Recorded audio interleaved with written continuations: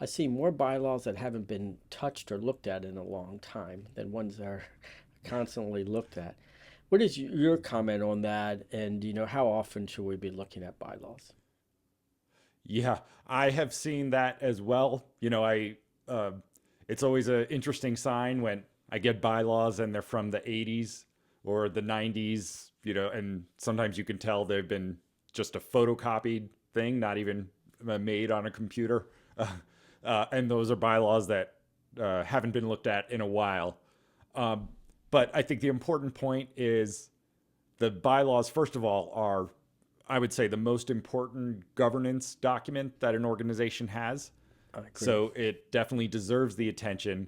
And it's something that I feel does need to evolve over time because organizations will find that sometimes their actual practices get out of step with the bylaws, which is not always a sign that they need to adjust their practices. Sometimes it's a sign that the bylaws need to be updated. And there's no perfect version of a bylaws that's going to last forever. These things always need to be tweaked and adjusted. So I think it is important to have that process. Now, as far as how often, that will really vary, and we can get into that a little more. But I'd say at least every few years. I don't know if it needs to be an every year process, but it can depend on the circumstances. And if an organization is seeing that something is out of alignment, something is no longer working, that's definitely a sign to take a look at the bylaws. But at a minimum, every few years, I think is a good idea. And Mike, I've been thinking about this lately, and depending on how the responsibility for looking at the bylaws is dispersed with the organization, you might consider having whoever's in charge, whether it's the secretary or somebody else, kind of once per term, making that a goal to do a deep dive and assessment of the bylaws at a minimum.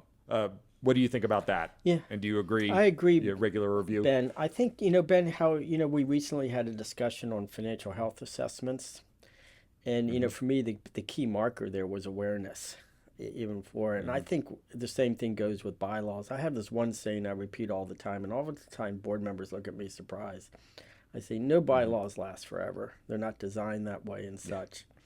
So, Hmm. one, raising awareness levels. And two, coming up with something that works for your organization. Have some sort of regular hit the proverbial pause button and take a look at Right. them. And I like that idea. I've seen it used before where, once during a 2 or 3 year term it's done. Or it even better, Ben, for me, is where it ends up on a checklist. I think that, Right. the Right. question should be, or to me, on an annualized checklist, whether it's a risk assessment checklist or just your policies and procedures checklist, that once a year you take a look Hmm. and consider, do we have any potential bylaw issues, changes, challenges?